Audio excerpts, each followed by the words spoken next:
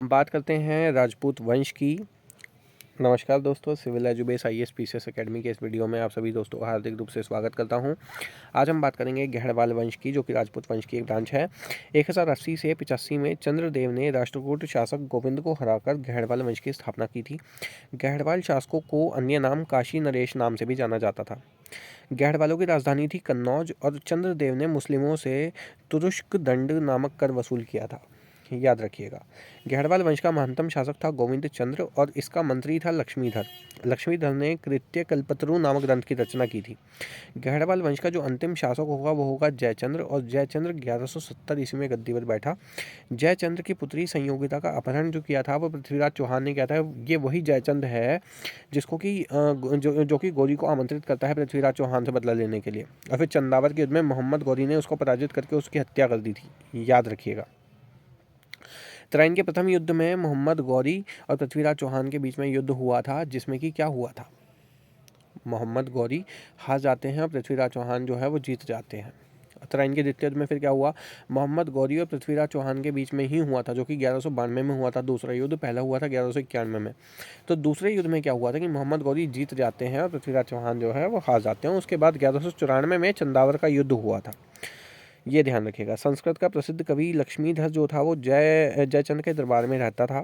लक्ष्मीधर श्री हर्ष ने नैषध चरित ग्रंथ की रचना की थी और जयचंद का पुत्र था हरिश्चंद्र मोहम्मद गौरी के अधीन शासन करता था। ये याद रखिएगा। अब बात करें चौहान वंश की, तो चौहान वंश की स्थापना जो थी वो वासुदेव ने 6ठी सदी के अंत में अजमेर के निकट शाकंभरी में की थी। वासुदेव ने अपनी राजधानी अहिछत्र में स्थापित करी थी। चौहान वंश का पहला पूर्ण स्वतंत्र शासक जो था वो वाकपति राज प्रथम हुआ था। वाकपति राज प्रथम। राजस्थान के अजमेर नगर की स्थापना जो थी वो अजय राज ने की थी। इंपॉर्टेंट है, याद रखिएगा। अजमेर नगर की जो स्थापना है वो अजय राज ने की थी। सुल्तान महमूद की सेना को अर्णोराज ने अजमेर के निकट हराया था। अर्णोराज की हत्या उसके पुत्र जगदेव ने ही कर दी थी। अजय राज जो था वो जैन धर्म का विरोधी था। विग्रह राज तृतीय की रचना का नाम था हरिकेली नाटक। विग्रह राज तृतीय का दरबारी कवि था सोमदेव। चौहान वंश का सबसे शक्तिशाली राजा था विग्रह राज चतुर्थ, जिसका जो टाइम पीरियड था वो 1153 से 1163 था। इसने तोमर राजाओं को हराकर दिल्ली पर अधिकार कर लिया। अढ़ाई दीन का झोपड़ा नामक मस्जिद शुरू में विग्रह राज चतुर्थ द्वारा निर्मित एक विद्यालय था। सोमदेव ने ललित विग्रह ग्रंथ की रचना करी। चौहान वंश का अंतिम शासक था पृथ्वीराज तृतीय। चंदेल शासक परमार्दी देव को पृथ्वीराज तृतीय ने हराया था, जिसमें आला और उधल मारे गए थे। 1191 में पृथ्वीराज तृतीय और मोहम्मद गौरी के बीच में तराइन का पहला युद्ध हुआ था, जिसके बारे में आपको बता चुका हूँ। इसमें मोहम्मद गौरी हार जाता है, और 1192 में पृथ्वीराज और मोहम्मद गौरी के बीच में तराइन का दूसरा युद्ध हुआ था, जिसमें पृथ्वीराज चौहान की हार हो जाती है। मोहम्मद गौरी ने पृथ्वीराज चौहान के पुत्र गोविंद को अपनी अधीनता में अजमेर का शासक बना दिया था। पृथ्वीराज चौहान का दरबारी कवि था चंद्र बरदाई। चंद्र बरदाई ने पृथ्वीराज रासो नामक एक ग्रंथ की रचना कर दी थी, और प्राचीन भारत का प्रथम हिंदी कवि था चंद्र बरदाई, जिसको कि कहा जाता है। हिंदी भाषा का प्रथम महाकाव्य था पृथ्वीराज रासो, और राजकवि जयानक द्वारा पृथ्वीराज विजय की रचना की गई है। रणथंभौर के जैन मंदिर का शिखर जो था वो पृथ्वीराज चौहान ने ही बनवाया था। अब परमार वंश की अगर हम बात करें तो परमार वंश में भी 5 हुए हैं, उपेंद्र, सियक, मुंज, सिंधुराज और भोज। तो परमार वंश का जो संस्थापक है वो उपेंद्र कृष्ण राज था। परमारों की जो प्रारंभिक राजधानी थी वो उज्जैन में थी, जबकि बाद में परमारों की जो राजधानी थी वो धारा या धार बन गई थी। परमार वंश का जो प्रथम स्वतंत्र और प्रतापी शासक था वो सियक था। प्रारंभिक परमार राष्ट्रकूटों के सामंत थे। जो शुरू के जो प्रारंभिक जो परमार थे वो राष्ट्रकूटों के सामंत थे। हुणों को परमार शासक मुंज ने हराया था। मुंज ने कल्याणी के चालुक्य शासक तैलदित्य को 6 बार पराजित किया था। मुंज की राज्यसभा में नव सहसांक चरित के लेखक पद्मगुप्त, परिमल दश रूपक के लेखक धनंजय तथा यशो रूपावलोक के रचयिता धनिक विद्यमान थे। मुंज का छोटा भाई सिंधुराज 995 ईस्वी में गद्दी पर बैठ जाता है, और सिंधुराज ने कुमार नारायण और सहसांक की उपाधि धारण की थी। मुंज ने श्री वल्लभ, पृथ्वी वल्लभ और अमोघ वश उपाधि धारण की थी। धार नगरी को भोज परमार ने स्थापित किया था और उसे अपनी राजधानी बनाया था। भोजपुर शहर तथा भोज सागर तालाब भोज परमार ने बनवाया था। भोज परमार ने केदारेश्वर, सोमेश्वर, सोमनाथ, रामेश्वर और सुंडार आदि नगरों का निर्माण भी करवाया था। भोज को कविराज उपनाम से जाना जाता है। भोज ने अपनी राजधानी में सरस्वती मंदिर का निर्माण करवाया था। भोज की रचनाएं समारांग सूत्राधार, सरस्वती कंठाभरण, सिद्धांत संग्रह और आयुर्वेद सर्वस्व है। भोज के समय साहित्य का मक्का धारा को कहा जाता था। अब जेजाक भुक्ति के चंदेल वंश की अगर हम बात करें तो चंदेल वंश के जो संस्थापक थे वो नन्नुक थे और इसके जो अंतिम शासक थे वो थे वीरवर्मन द्वितीय। अब इसका जो क्रम है वो नन्नुक है, उसके बाद यशोवर्मन, फिर धंगदेव, फिर गंडदेव, फिर विद्याधर, फिर परमार्दी देव और फिर वीरवर्मन द्वितीय जो अंतिम थे। चंदेल वंश के जो अभिलेख हैं वो बांदा, कालिंजर, खजुराहो, महोबा और अजयगढ़ से मिले हैं। ठीक है, खजुराहो का जो मंदिर जो बनवाया था वो चंदेल शासकों ने ही बनवाया था। इंपॉर्टेंट है, याद रखिएगा। चंदेल वंश का जो संस्थापक था वो नन्नुक था और चंदेलों की जो राजधानी थी वो खजुराहो थी। प्रारंभिक राजधानी कालिंजर महोबा थी। महोबा जहाँ पान की खेती के लिए प्रसिद्ध है, यूपी में है महोबा, याद रखिएगा। तो खजुराहो के प्रसिद्ध चतुर्भुज मंदिर का निर्माण जो था वो यशोवर्मन ने कराया था। जो दूसरा है नन्नुक के बाद जो दूसरा है यशोवर्मन, उसने खजुराहो के प्रसिद्ध चतुर्भुज मंदिर का निर्माण करवाया था। यशोवर्मन ने अपनी राजधानी महोबा बनाई थी। प्रतिहार राजा देवपाल को यशोवर्मन ने ही हराया था। जो प्रतिहार राजा, गुर्जर प्रतिहार जो राजा देवपाल था, उसको यशोवर्मन ने हराया था और विष्णु प्रतिमा छीन कर लाया था। चंदेल वंश का सबसे प्रसिद्ध राजा था धंगदेव और धंगदेव ने प्रयाग संगम में जल समाधि ले ली थी। धंगदेव ने विश्वनाथ, वैद्यनाथ और जिन्नाथ मंदिरों का निर्माण करवाया था। ठीक है, इसके बाद चंदेल शासकों द्वारा बनवाए गए जो मंदिर है वो खजुराहो में है, क्योंकि खजुराहो उनकी राजधानी थी। ठीक है, तो इसके बाद शाही वंश की सहायता के लिए महमूद गजनवी के विरुद्ध गंडदेव ने सेना भेजी थी। शाही वंश की सहायता के लिए गजनवी के विरुद्ध ही सेना भेजता है। गंडदेव ने अपने लड़के विद्याधर को प्रतिहार शासक राज्यपाल को दंडित करने हेतु भेजा था। विद्याधर ने त्रिलोचन पाल को कन्नौज का शासक बनाया था। जो विद्याधर था उसने त्रिलोचन पाल को कन्नौज का शासक बनाया। आला और उदल नामक योद्धा जो थे वो परमार्दी देव के दरबार में रहते थे। चंदेल वंश का अंतिम शासक कौन था मैं बता चुका हूँ, वीरवर्मन द्वितीय था। इम्पॉर्टेंट है, याद रखिएगा। अंतिम रूप से 1309 ईस्वी में अलाउद्दीन खिलजी ने चंदेल राज्य को अपने साम्राज्य में मिला लिया था। इम्पॉर्टेंट है, याद रखिएगा। इसके बाद चंदेलों द्वारा निर्मित कंदरिया महादेव मंदिर सर्वाधिक प्रसिद्ध है, जिसका निर्माण की धंगदेव ने करवाया था। कंदरिया महादेव मंदिर इम्पॉर्टेंट है बहुत ही। चंदेल राजाओं ने ही सर्वप्रथम देवनागरी लिपि का प्रयोग अपने लेखों में करवाया था। आज आप जो हिंदी लिखते हैं उसकी जो लिपि है वो देवनागरी ही है, इसलिए ये जो फैक्ट है मोस्ट इम्पॉर्टेंट हो जाता है कि चंदेल राजाओं ने ही सर्वप्रथम देवनागरी लिपि का प्रयोग अपने लेखों में करवाया था। इम्पॉर्टेंट हो जाता है। बात करेंगे अगर गुजरात के सोलंकी वंश की, जिसको चालुक्य वंश भी कहा जाता है, तो सोलंकी वंश की जो स्थापना थी वो मूलराज प्रथम ने करी थी। गुजरात के चालुक्य अथवा सोलंकी वंश इसको कहा जाता है। कब करी थी? 942 में। और इनकी जो राजधानी थी वो अनहिलवाड़ा थी। और मूलराज प्रथम जो था वो शैव धर्म में विश्वास रखता था। महमूद गजनवी के आक्रमण के समय में गुजरात का जो शासक था वो भीम प्रथम था। भीम प्रथम ने आबू पर्वत को परमारों से छीना था, परमार वंश से। भीम प्रथम इस वंश का सबसे शक्तिशाली शासक था। भीम के सामंत विमल ने आबू पर्वत पर दिलवाड़ा का प्रसिद्ध मंदिर बनवाया था, याद रखिएगा। अहमदाबाद की स्थापना कर्ण ने की थी। जय सिंह 1094 में गद्दी पर बैठा था। जय सिंह ने सिद्धराज की उपाधि धारण की थी। प्रसिद्ध जैन आचार्य हेमचंद्र सूरी जय सिंह सिद्धराज के दरबार में रहते थे। सिद्धपुर के प्रसिद्ध रुद्र महाकाल मंदिर का निर्माण जय सिंह सिद्धराज ने करवाया था। हेमचंद्र सूरी ने कुमारपाल चालुक्य शासक को जैन धर्म के प्रभाव में लाया। कुमारपाल ने जैन और ब्राह्मण धर्म के मंदिरों का निर्माण करवाया था। सभी चालुक्य शासक शिव के उपासक थे। 1178 ईस्वी में आबू पर्वत के निकट मोहम्मद गौरी को मूलराज द्वितीय ने हराया था, याद रखिएगा ये। गुजरात का अंतिम हिंदू शासक जो था वो कर्ण था। और कर्ण की रानी कमला देवी और बेटी देवल देवी को अलाउद्दीन खिलजी ने अपहत करवा लिया था। वस्तुपाल और तेजपाल भीम द्वितीय के मंत्री थे। और माउंट आबू पर विमल का जैन मंदिर वस्तुपाल और तेजपाल ने बनवाया था। जयसिंह सिद्धराज ने माउंट आबू पर्वत पर एक मंडप का निर्माण कर अपने 7 पूर्वजों की गजारोही मूर्तियों की स्थापना की थी। मोढेरा का सूर्य मंदिर चालुक्य राजाओं ने बनवाया था। चालुक्य मतलब सोलंकी राजाओं ने। ठीक है, अब इसके बाद कौन सा आया था? इसके बाद आया था त्रिपुरी के कलचुरी वंश। कलचुरी वंश या चेदी वंश इसको कहा जाता है। कलचुरी वंश को अन्य नाम हैडई के नाम से भी जाना जाता है। कलचुरी राजाओं की जो प्रारंभिक प्रशासकीय शक्ति का केंद्र था वो नर्मदा के किनारे महिष्मती में था, जिसकी राजधानी त्रिपुरी थी। कलचुरी के चेदी राजाओं को डाहल मंडल के राजा के रूप में जाना जाता था। कलचुरी वंश का जो संस्थापक था वो था कोक्कल प्रथम 845 ईस्वी में। कोक्कल प्रथम ने चंदेल और राष्ट्रकूट शासकीय वंशों में वैवाहिक संबंध स्थापित कर लिए थे। सीमा विस्तार के लिए लोग यही करते थे, शादियाँ कर लेते थे, वैवाहिक संबंध बनाते थे, उससे जो सीमाएं हैं उनका विस्तार होता था। राजशेखर कलचुरी नरेश युवराज के दरबार में रहा। राजशेखर ने काव्य मीमांसा की रचना करी, इंपॉर्टेंट है, याद रखिएगा। राजशेखर ने विद्वशाल भंजिका युवराज प्रथम के गुणगान में लिखा। कलचुरी वंश का शासक विजय सिंह था। चंदेल राजा त्रिलोक्य वर्मन ने कलचुरियों को पराजित कर डाहल मंडल पर अधिकार कर लिया। कलचुरियों की जो दूसरी शाखा की राजधानी है वो रतनपुर थी। त्रिकलिंगाधिपति की उपाधि कर्णदेव ने धारण की थी। गांगेय देव ने विक्रमादित्य की उपाधि धारण की थी और कलचुरी वंश का महानतम शासक था गांगेय देव। गांगेय देव ने 1019 से 1041 ईस्वी तक राज्य किया था। कर्णदेव शैव मतानुयायी था तथा उसने बनारस में कर्णमेरु नामक शैव मंदिर बनवाया था।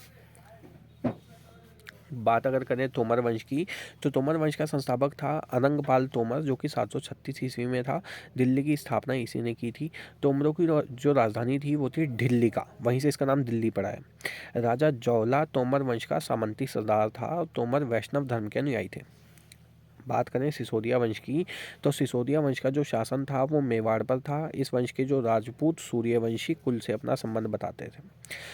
हमीर देव ने सिसोदिया वंश की स्थापना करी थी। सिसोदिया वंश की मेवाड़ राजधानी चित्तौड़ थी। राणा कुंभा ने विजय स्तंभ का निर्माण अपनी विजयों के उपलक्ष्य में कराया था।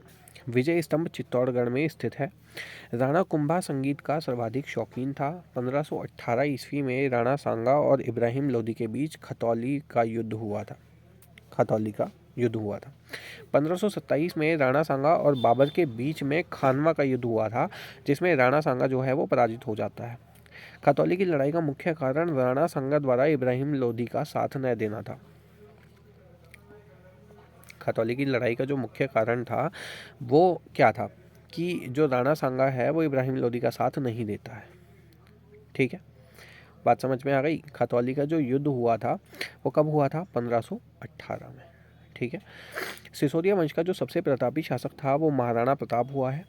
1576 का प्रसिद्ध हल्दीघाटी युद्ध अकबर और महाराणा प्रताप के बीच में हुआ था।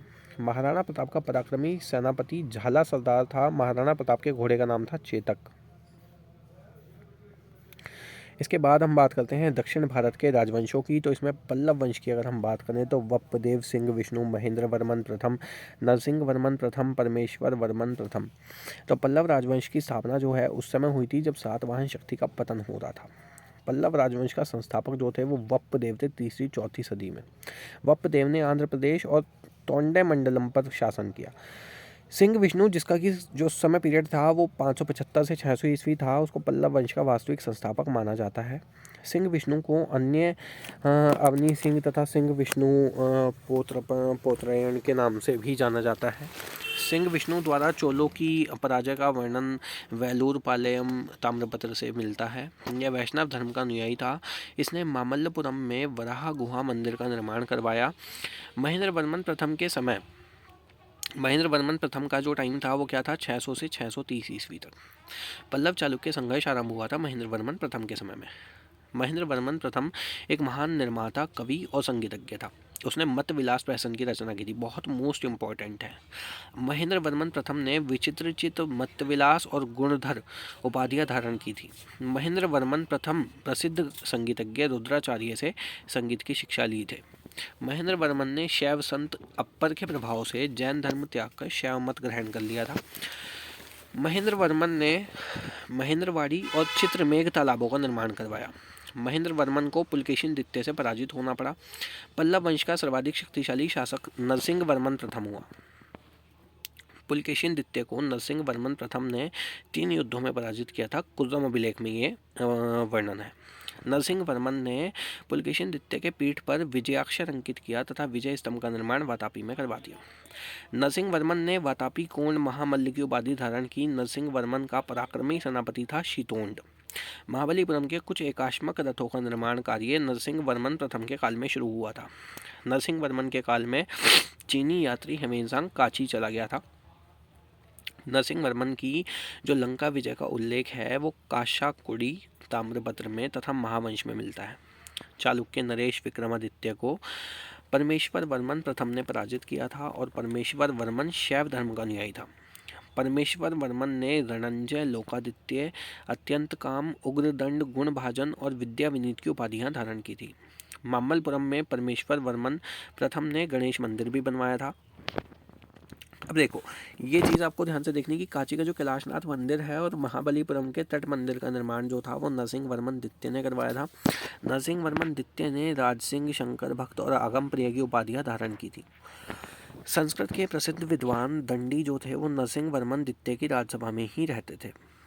वैष्णव परंपरा का अंतिम पल्लव शासक जो था वो परमेश्वर वर्मन द्वितीय ही था। कांची का मुक्तेश्वर मंदिर तथा बैकुंठ पेरुमाल मंदिर का निर्माण नंदी वर्मन द्वितीय ने करवाया था। प्रसिद्ध वैष्णव संत तिरुमंगई अलावा नंदी वर्मन द्वितीय का समकालीन था। प्रसिद्ध दार्शनिक शंकराचार्य दंती वर्मन पल्लव शासक के समकालीन थे। पल्लव साम्राज्य को चोल शासकों ने विजित कर अपने राज्य में मिला लिया था। पल्लव वंश का अंतिम शासक जो था वो कंप वर्मा था, जिसका जो समय पीरियड था वो 948 से 980 ईस्वी था। पल्लव नरेश ब्राह्मण धर्म के अनुयायी थे। दश कुमार चरित काव्यादश के लेखक जो थे वो दंडी थे। इंपॉर्टेंट है, याद रखिएगा। पल्लव शासकों के अधिकांश लेख विशुद्ध संस्कृत भाषा में लिखे गए हैं। इंपॉर्टेंट है। कंदरा शैली की भवन निर्माण कला को महेंद्र वर्मन ने प्रचलित किया था। इंपॉर्टेंट है। सप्त पैगोडा पल्लव शासकों द्वारा बनवाए गए रथ मंदिरों को कहा जाता है। कांची का कैलाशनाथ मंदिर राजसिंह शैली में बना है। इंपॉर्टेंट है। बात करें अगर पल्लव कला और वास्तुकला की, तो द्रविड़ शैली में पल्लवों के नेतृत्व में द्रविड़ शैली का विकास 4 चरणों में हुआ था। पहला महेंद्र शैली, तो महेंद्र शैली इसके अंतर्गत कठोर पाषाण को काटकर गुहा मंदिरों का निर्माण हुआ, जिन्हें मंडप शैली या मंडप कहा जाता है, जैसे मक्कोंडा मंदिर, अनंतेश्वर मंदिर आदि। नरसिंह शैली यानी कि माम्मल शैली की अगर हम बात करें तो इस शैली का विकास नरसिंह वर्मन प्रथम माम्मल के काल में हुआ था। इसमें रथ या एक शिलाखंडीय एकाश्म मंदिर है जो मामल्लपुरम में पाए जाते हैं। ये सप्त पैगोडा के नाम से जाने जाते हैं, किंतु वास्तव में 8 हैं। धर्मराज, अर्जुन, भीम, सहदेव, द्रौपदी, गणेश, पिदारी और वालायन कुट्टी है। राजसिंह शैली की अगर हम बात करें तो इसके अंतर्गत गुहा मंदिरों के स्थान पर पाषाण ईंट की सहायता से इमारती मंदिरों का निर्माण किया गया है। इस जो शैली का प्रयोग है वो नरसिंह वर्मन द्वितीय ने किया था। महाबलीपुरम का तट, ईश्वर तथा मुकुंद मंदिर, कांची का कैलाशनाथ मंदिर, ऐरावतेश्वर मंदिर, इस तरह से। जो नंदी वर्मन शैली है उसमें है कि इस शैली के अंतर्गत अपेक्षाकृत छोटे मंदिर निर्मित हुए। इसका प्रयोग नंदी वर्मन द्वितीय ने किया था, जैसे कांची के मुक्तेश्वर मंदिर, बैकुंठ पेरुमल मंदिर आदि। बादामी या वातापी के जो चालुक्य हैं, इसका है कि बादामी के चालुक्य वंश की स्थापना जो थी वो पुलकेशिन प्रथम ने की थी। महाकूद अभिलेख में पुलकेशिन प्रथम से पूर्व 2 शासक जयसिंह और रणराम के नाम मिलते हैं। पुलकेशिन प्रथम ने अश्वमेध यज्ञ किया था। कीर्तिवर्मन प्रथम ने गोवा को जीतकर उसका नाम खेत द्वीप रखा था। कीर्तिवर्मन प्रथम ने बहु सुवर्ण और अग्निष्टोम 2 यज्ञों को संपन्न कराया था। पुलकेशिन द्वितीय का संरक्षक चाचा मंगलेश था। पुलकेशिन द्वितीय 610 ईस्वी में चाचा मंगलेश को हराकर जो है वो शासक बना। पश्चिमी समुद्र की लक्ष्मीपुरी यानी कि हाथियों का द्वीप जो कोकण तट पर था उसको कहा जाता था। हर्ष ने पुलकेशिन द्वितीय को दक्षिण का स्वामी स्वीकार किया है। पुलकेशिन द्वितीय को पल्लव शासक नरसिंह वर्मन प्रथम ने हराकर मार डाला। फारस के शासक खुसरो द्वितीय के दरबार में पुलकेशिन द्वितीय ने शिष्टमंडल भेजा था। पुलकेशिन द्वितीय के समय हवेनसांग चीन यात्री दक्षिण भारत आया था। पुलकेशिन द्वितीय ने सत्याश्रय एवं श्री पृथ्वी वल्लभ महाराज की उपाधि धारण की थी। पुलकेशिन द्वितीय ने हर्ष को पराजित करके परमेश्वर की उपाधि धारण की थी। पुलकेशिन द्वितीय को मारने के बाद नरसिंह वर्मन ने वातापी कोंड की उपाधि धारण की। द्वितीय ने सकलोत्तर पथनाथ की उपाधि धारण की थी। विक्रमादित्य द्वितीय ने काची कोंड की उपाधि धारण की थी। पांड्यों, चोलों, केरो और कलभ्रों को विक्रमादित्य द्वितीय ने पराजित किया था। त्रैलोकेश्वर मंदिर का निर्माण त्रैलोक्य महादेवी ने करवाया था। पटदक्कल के विरूपाक्ष महादेव मंदिर का निर्माण लोक महादेवी ने करवाया था। दोस्तों, आज की वीडियो में इतना ही। अगली वीडियो में बात करते हैं चोल राजवंश के बारे में। धन्यवाद।